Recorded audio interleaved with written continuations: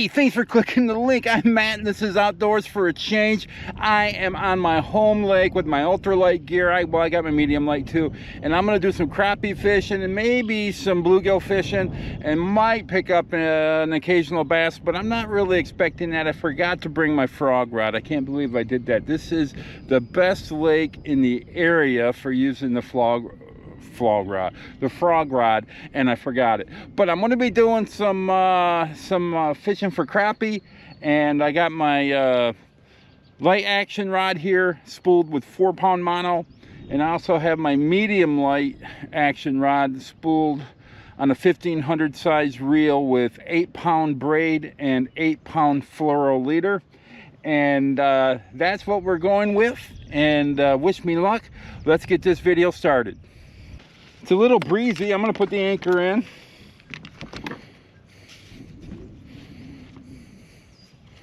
Every time I put it down, I put another knot in it.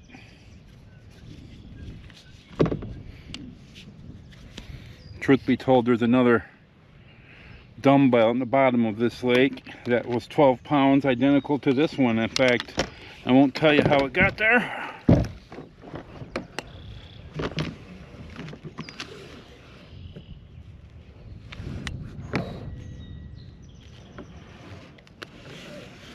What I like about this lake is simple. It's hard to get into. The launch is a soft launch. It's full of mud and potholes and everything that bass fishermen do not like. So the only thing you'll see out here is, well, occasional john boat, but mostly just kayaks and canoes. And also, it's about a half-mile road back from the main road to get back here to the launch. About a half-mile dirt road, and it's full of potholes. It takes 10 minutes to drive it. And we know where all the holes are. You get to know that after a while. But the people that don't, they get discouraged and they turn around and come back. Which is why I like this lake. There's crappie in it. There's bluegill in it. There's bass in it. I've seen one dogfish, which is, of course, what the old timers call the what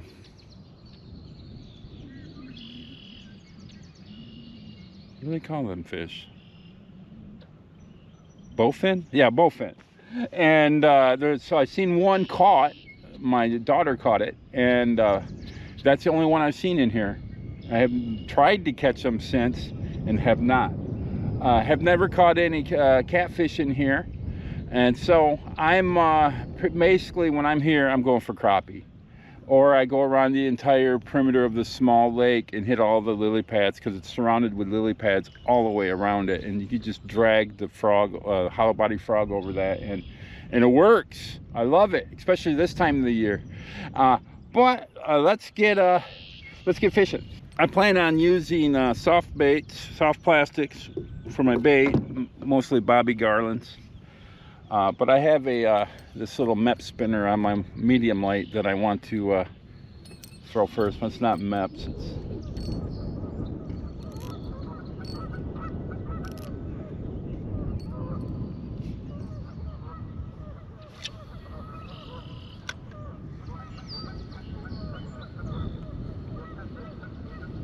A little breezy today. It's only 50 degrees, but with that sun in the sky and it's not much clouds in the sky, I suspect it'll warm up pretty good.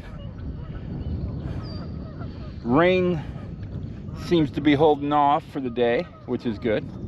I didn't bring my fish finder, so I have no idea what the temperature of the water is. I imagine it's probably close to 55, 60 degrees. Takes a while for it to warm up here in Michigan.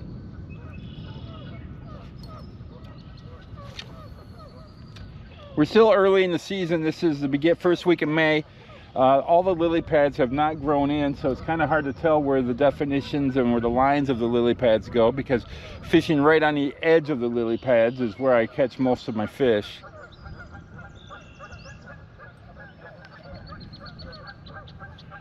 I upset the geese. They don't like me being in here. I waited 7 months to be out here. You're gonna have to deal with me. Done being lazy with my knots this year. Just gonna tie Palomars on. I was doing the fisherman knot for first few times out, but I've lost some fish.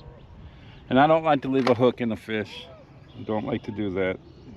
I know you don't either. We don't go out to hurt fish. We're out to have fun and safely catch fish and release them or keep them in a humane way. And leaving a hook in the mouth of a fish is not very humane. Just because we didn't tie a good enough knot. I don't want to be that dude. So what I'll be using today, the 2.5 inch Gulp minnows, a little bigger than I'm used to.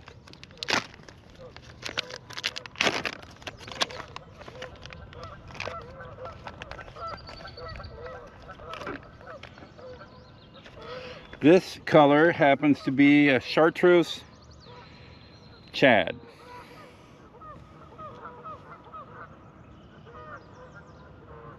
I know for a fact that crappie like this presentation. I don't know about the color, but I do know they like the Gulp minnows, the larger Gulp minnows, on a smaller jig head.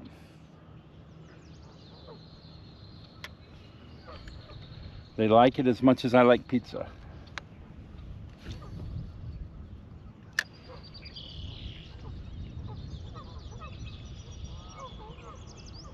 This lake is only about 6 to 8 foot deep all the way around it. Over on the other side there's a part that gets to, I think, 20 foot, but for the most part 6 to 8 foot all the way around. You don't have to let it sink forever. I let it sink for a couple seconds and start doing a slow retrieve.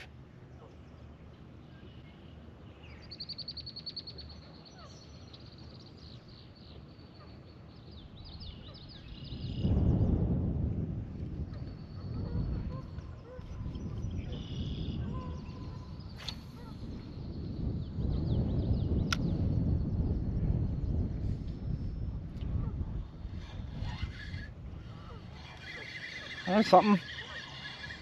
I didn't take long. Ha! A bluegill. A little smaller than what I've been catching. I'm at a different lake. I still know where that hole is at that lake that's even closer to my home. There's a hole full of bluegill, or 9-inch bluegill. I mean, never ending supply, it seems like.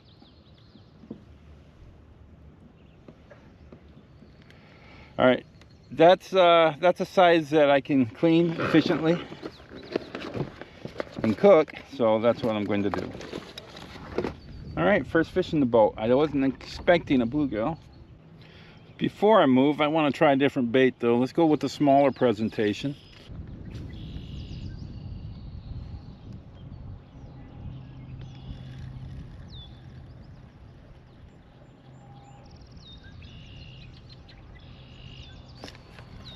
There's one. First cast on a new lure. I love it. What do I got? Another bluegill.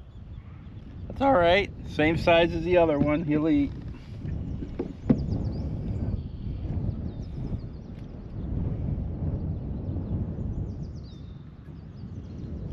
Oh, he's cold. Yeah. Not record size. I guess if I hold it closer it will be.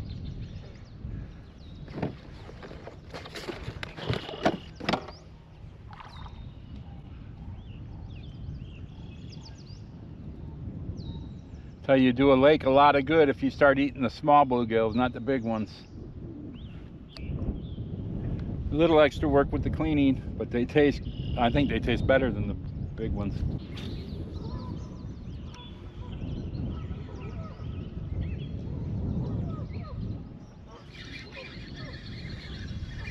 There's one. Doesn't feel real big, but I got my medium light here. It's a little bigger. Ah, another bluegill. A little bigger than the last one. I'll take them. I got some bluegill fishing today. I thought I was crappie fishing. Not bad. Oh, he peed on me. It's my new shirt, dude. That's not cool. Oh, he's still doing it. Uncouth. That's all wet. Oh, that's nasty. Trip over. I gotta go home. Desanitize. Not really.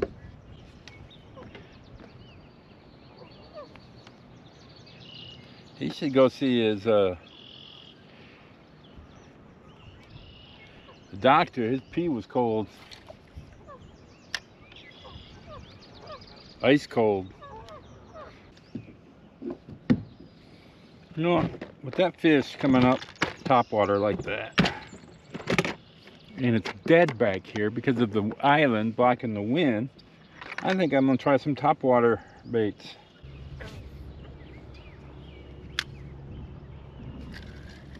There's one. There's one.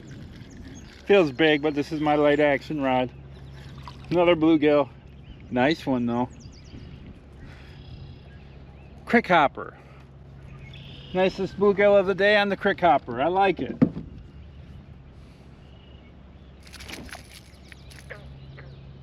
Quit throwing those treble hooks around at me, buddy.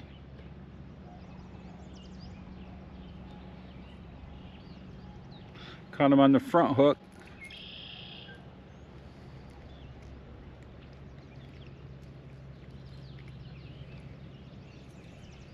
Put him in the basket. Please don't pee on me.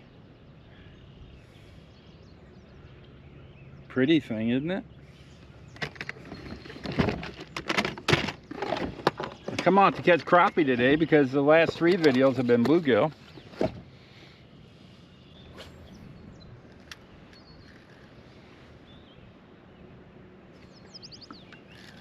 Ha! I didn't even have to set the hook on this guy. He caught it right when it landed.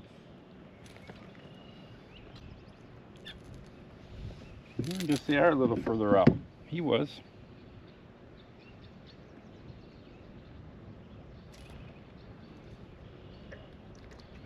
I'm always a little careful taking these off the hook, but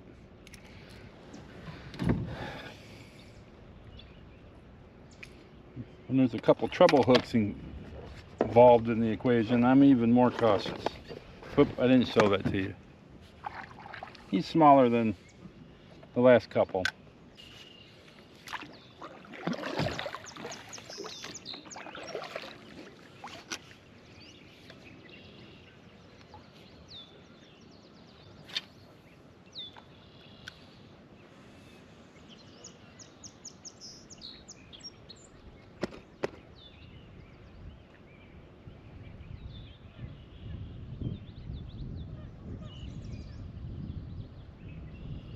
There's one.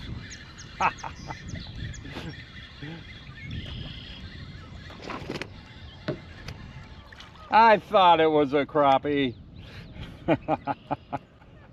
Yeah.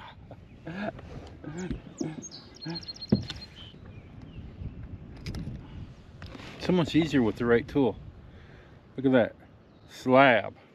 Well, for this lake, it's a slab. Let's measure it. You have to take my word for it. I don't have a way to show you this yet, nor do you probably care.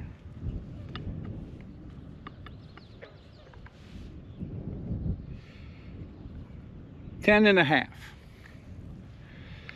Nice fillets on this guy.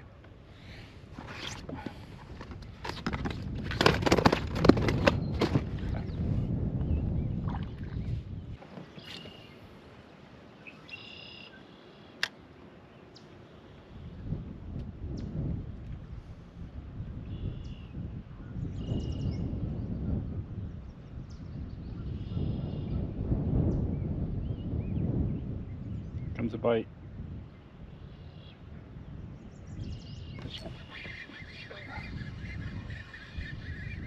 Not as big.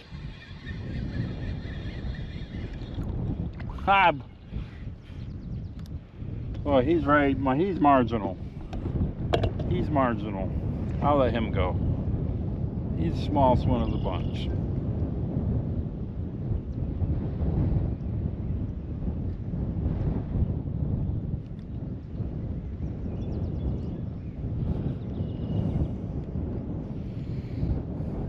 pretty little guy though.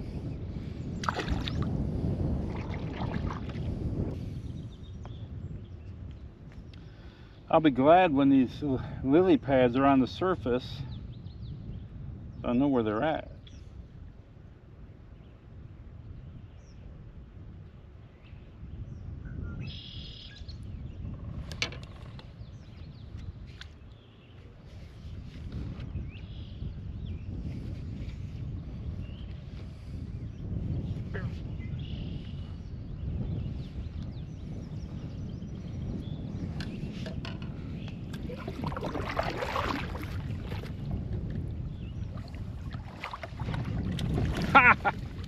I caught it. I was just moving the kayak. I saw him come in and take it. Look at this. Oh, it's better to be lucky than good, guys, and he's a keeper. And a pretty one.